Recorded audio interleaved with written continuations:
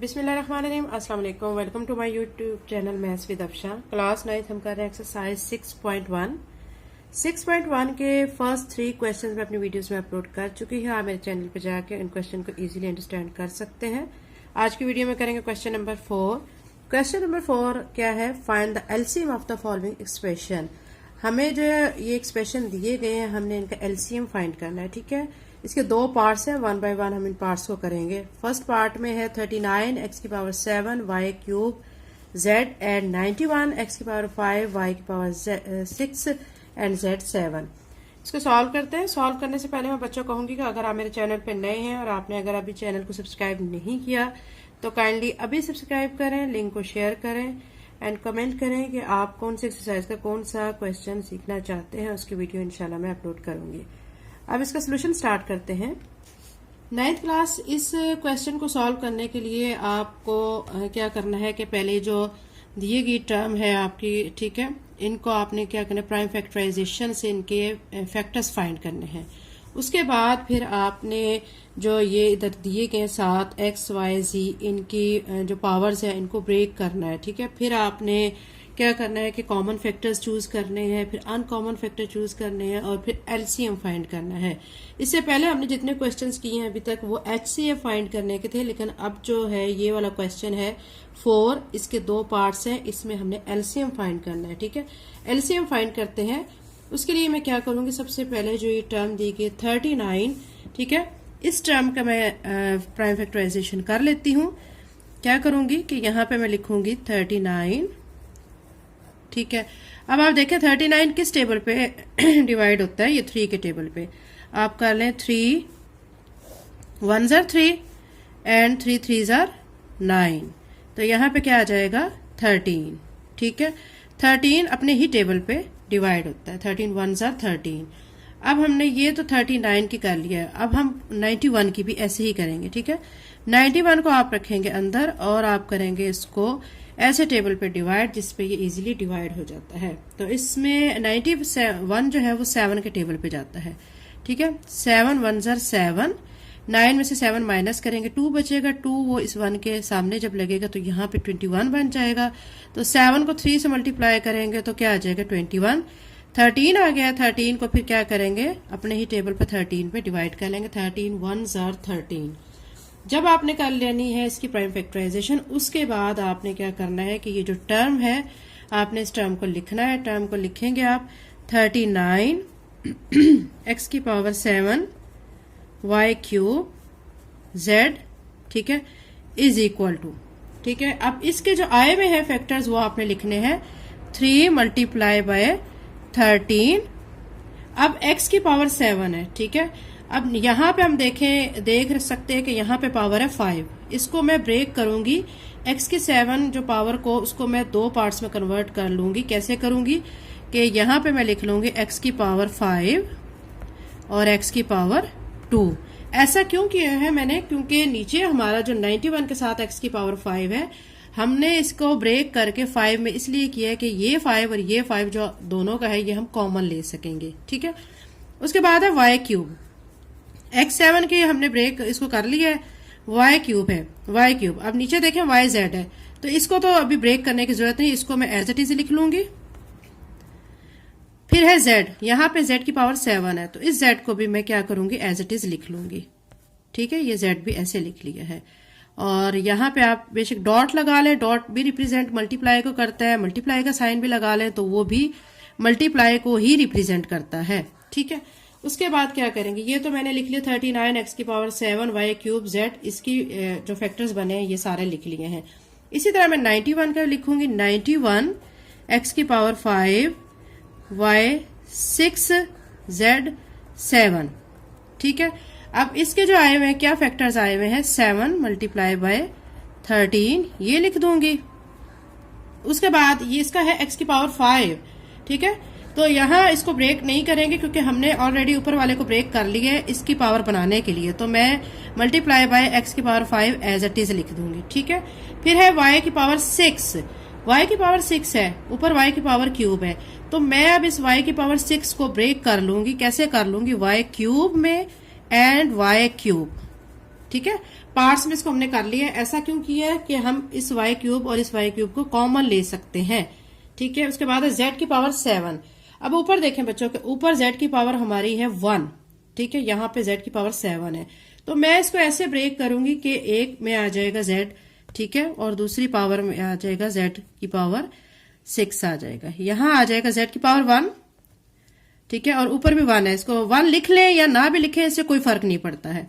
उसके बाद z की 7 में से मैंने एक पावर ऐसे 1 में लिख लिया, दूसरा अब क्या बच गया, z की पावर 6, यहाँ पे 6 बच गया है। ठीक है, अब इसके बाद हमारा नेक्स्ट काम होता है कि हमने जो है कॉमन फैक्टर्स और अनकॉमन फैक्टर्स को देखना होता है। ठीक है, कॉमन कौन कौन से हैं।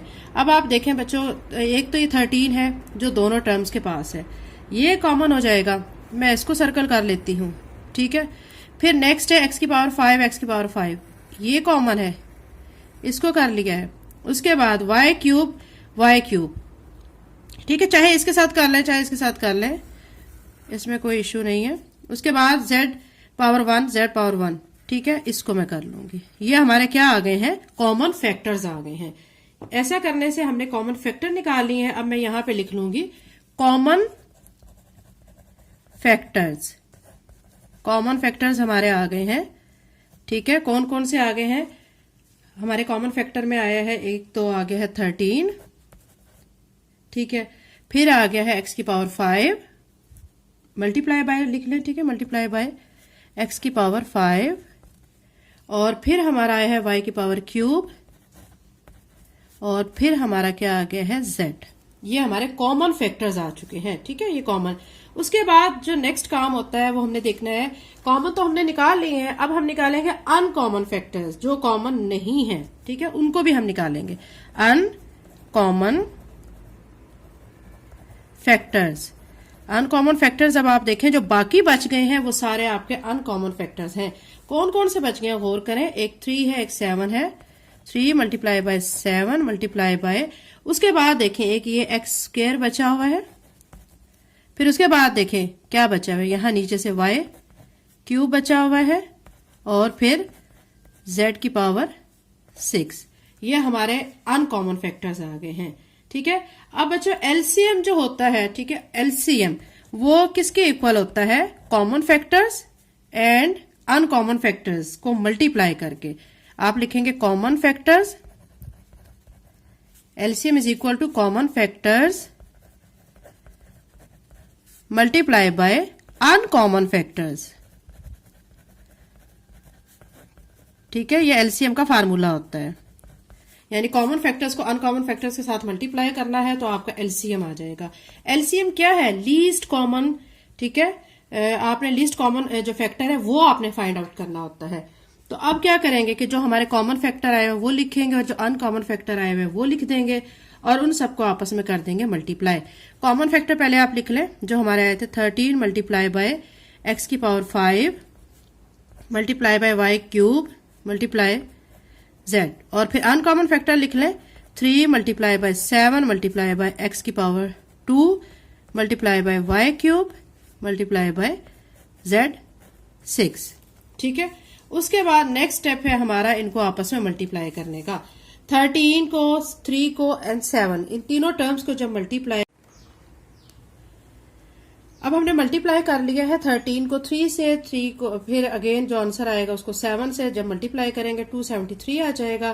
फिर जो पावर्स हैं x है, x की पावर 5 है, x की पावर 2 है, पावर्स को कर लेंगे ऐड, x की पावर 7 हो जाएगा, y क्यूब है, y क्यूब है, y 6 बन जाएगा, और फिर z को आप देखें यहाँ इसकी पावर 1 है और यहाँ इसकी पावर 6 है, तो इनको ऐड करेंगे तो ये 7 बन जाएगा। ठीक है, तो यही बच्चों हमारा इस क्वेश्चन का आंसर आ गया है, यानी पार्ट 1 का आंसर आ गया। अब सेकंड पार्ट करते हैं।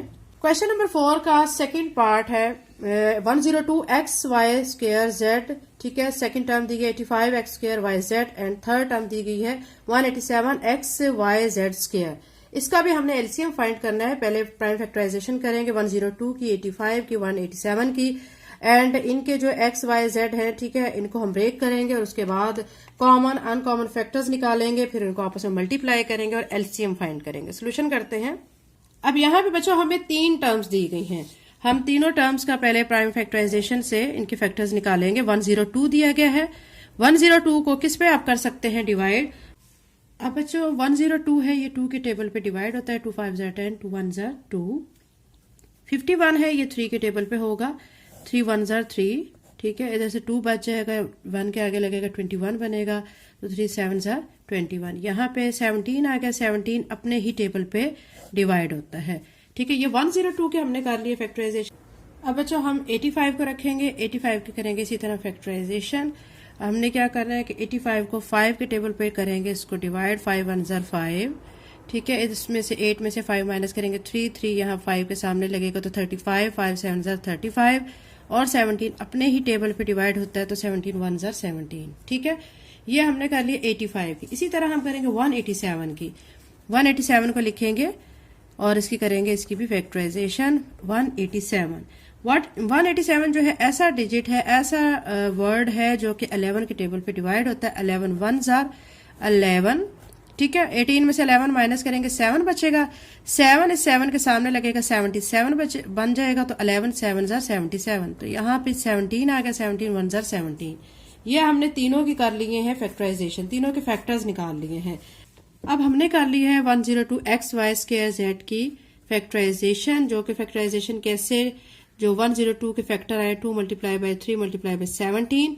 साथ में एक्स को मैंने ऐसे लिख लिया है, वाई स्क्वायर इसको मैंने पार्ट्स में वाई मल्टीप्लाई बाय वाई कर लिया, और जेड को मैं ऐसे ही लिख लूंगी, ठीक है। ये हमने इस जो है टर्म, इस एक्सप्रेशन की कर ली है फैक्टराइजेशन, इसके पार्ट्स भी बना लिए हैं। नेक्स्ट अब हमारा है 85, ठीक है। साथ में एक्स स्क्वायर वाई जेड। 85 के जो फैक्टर्स आए हुए हैं 5 मल्टीप्लाई बाय 17, ठीक है। एक्स स्क्वायर को मैं अब कैसे लिखूंगी, एक्स मल्टीप्लाई बाय एक्स।